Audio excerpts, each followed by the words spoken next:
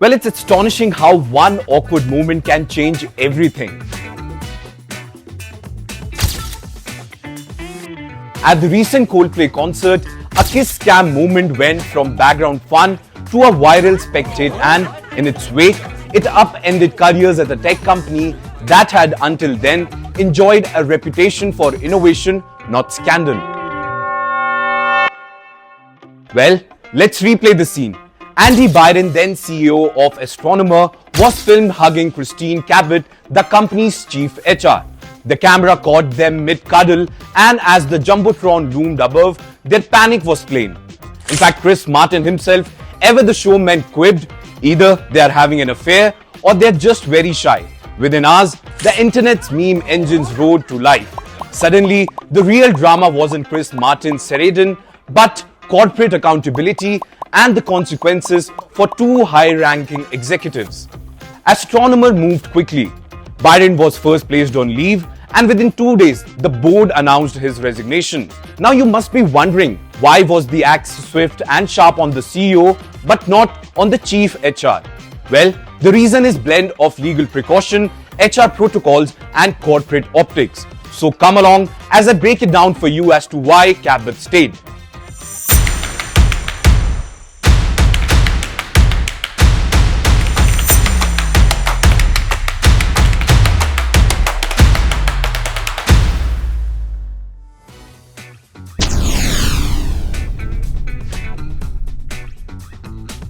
As CEO was always going to bear the brunt of the fallout, his job wasn't just to run the company, it was to embody its value, set the tone, and crucially model good judgment. The board statements made this very clear.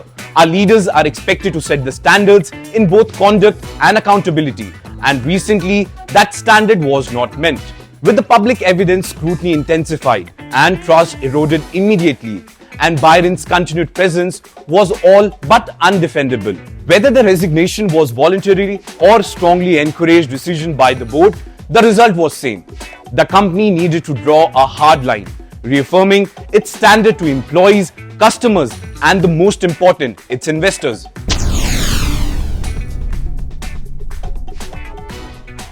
Here's where it gets more complicated and more legalistic. While both Byron and Cabot were swiftly put on administration leave, legal experts say firing the HR head outrightly isn't just a matter of pressing a button. In a large company, contracts, investigations, and internal policies create a maze that must be navigated very carefully. Well, first comes the legal ramifications. Immediate termination without due process could expose the company to claims of wrongful dismissal. As one of company's attorney puts it, you can't just fire someone because of the headlines are ugly. There are likely contracts, internal investigations, and legal issues involved. Well, then comes the internal investigation. The company had to establish whether Cabot's actions violated any company policy, or if so, document it. If HR had previously approved certain relationships, or were there mitigation factors that paper-trailed matters. Well, then comes the most important part, the negotiations. Often companies negotiate exits quietly. The outcome might take days or weeks as lawyers from both sides determine severance and protect reputation. Meanwhile, Cabot's name remained on Astronomer's website, signaling that at least until the investigation concludes or settlement is reached, her status is on leave, not fired.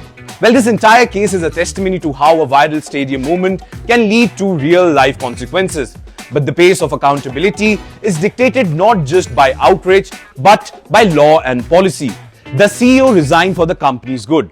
The HR chief, insulated by contractual protections and due process obligations, awaits her fate in corporate corridors. Well, this story reminds us of one thing. Justice in the corporate world is rarely as swift or clear-cut as it looks on the Jumbotron.